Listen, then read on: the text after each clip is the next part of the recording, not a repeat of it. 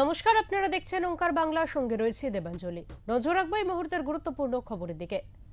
NJP rail স্টেশনের আধুনিকীকরণ প্রকল্পকে কেন্দ্র করে হকার উচ্ছেদ প্রক্রিয়া শুরু করেছে রেল কর্তৃপক্ষ। আর সেই উচ্ছেদের প্রতিবাদে এবং পুনর্বাসনের দাবিতে শুক্রবার শিলিগুড়ির বিধায়ক শঙ্কর ঘোষের কার্যালয় এবং ডাবগ্রাম ফুলবাড়ির বিধায়িকা শিখা চট্টোপাধ্যায়ের বাড়িতে গিয়ে তার সঙ্গে দেখা করার চেষ্টা করেন এনজেপি স্টেশন সংলগ্ন এলাকার কয়েকশো হকার। তাদের অভিযোগ, স্টেশন চত্বরে দীর্ঘদিন ধরে ব্যবসা করে জীবিকা নির্বাহ করলেও হঠাৎ করেই তাদের উচ্ছেদের কথা জানানো হয়েছে। শুধু তাই নয়, রেলওয়ে প্রোটেকশন ফোর্স অর্থাৎ আরপিএফ নিয়মিতভাবে তাদের ব্যবসা করতে বাধা দিচ্ছে। শুধু তাই নয়, প্রতিদিন জরিমানা করা হচ্ছে, ফলে কার্যত রুজি রোজগার বন্ধ হওয়ার মুখে পড়েছে বহু পরিবার। এই পরিস্থিতিতে রেল কর্তৃপক্ষের তরফে স্থায়ী পুনর্বাসনের ব্যবস্থা না করে উচ্ছেদ প্রক্রিয়া চালানো হলে শতাধিক পরিবার চরম আর্থিক সংকটে পড়বে বলে আশঙ্কা প্রকাশ করেন হকারেরা।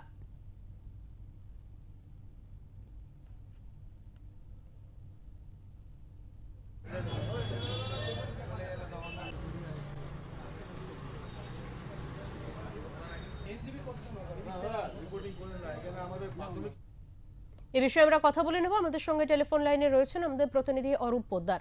অরূপ, হকার উচ্ছেদকে ঘিরে কার্যত একটা বিশৃঙ্খল পরিস্থিতি তৈরি হয়েছে এনজেপি স্টেশনে, যে খবর উঠে আসছে, এই মুহূর্তের পরিস্থিতি কেমন রয়েছেন? হকারেরা কি বলছেন?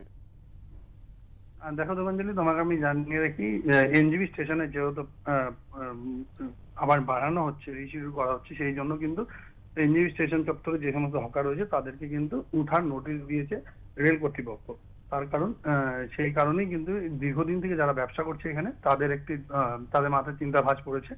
তার কারণ উঠে যেতে হলে তারা কিভাবে সংসার চালাবে বা কিভাবে দিন দিন তাদের কাটবে সেই নিয়ে কিন্তু তাদের চিন্তা।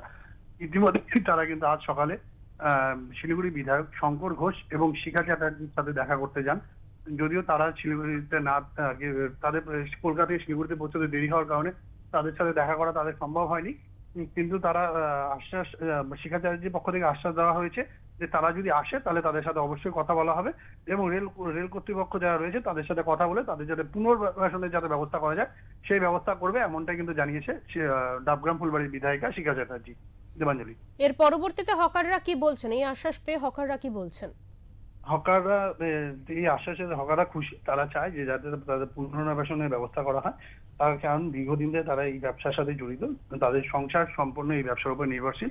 তাদের যাতে ব্যবস্থা করা হয় সেই ব্যাপারে কিন্তু তারা আশাবাদী। এর আগেও কিন্তু এইভাবেই তারা তাদের উচ্ছেদের যখন নোটিশ হয়েছিল তখনও তারা শিখা চ্যাটার্জির সাথে কাছে গিয়েছিলেন এবং শিখা চ্যাটার্জিও কিন্তু রেল দপ্তরের সাথে ইতিমধ্যে কথা বলেছেন, এক দফায় এর আগেও কথা হয়েছে। তো তারা আশাবাদী যে শিখা চ্যাটার্জি যদি এবং শঙ্কর ঘোষ যিনি পর্যটন মন্ত্রী তাদের সাথে কথা বলে তাদের যাতে পুনর্বাসনের ব্যবস্থা করা যায় সেই ব্যবস্থা তারা করবেন, এমনটাই কিন্তু তারা জানাচ্ছেন। অনেক ধন্যবাদ অরূপ তোমাকে।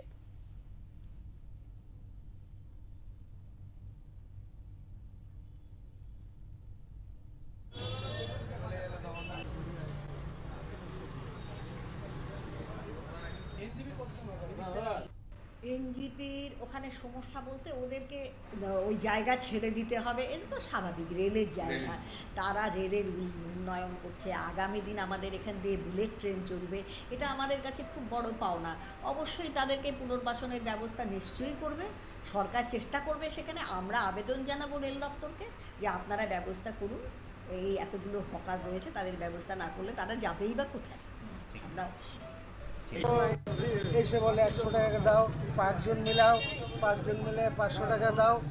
500 টাকা ওইটাতে মর্জি যদি আমরা তক্ক করি তাহলে বলবে চলো অফিসে চল, 2000 টাকা ফাইন, মানে আপনাদের নিয়ে যায়। হ্যাঁ নিয়ে গেলে তক্ক করাই চলবে না, 100 টাকা দিয়ে দাও। 100 টাকা না দিলে বলে অফিসে নিয়ে গেলে পরে 2000 ফাইন দেবো। আজকে কার কাছে আসছিলেন? করছি আজকে বহুদিন আমরা শঙ্কর ঘোষের কাছে এক শিকাতারা। আজকে কোথায় কোথায় গেলেন আপনারা? আমরা শিকাতারার কাছে গেছিলাম। কথা হয়েছে? কথা তো আমরা হয় না, মানে বলছে অফিসে যাইতে, আমরা অফিসে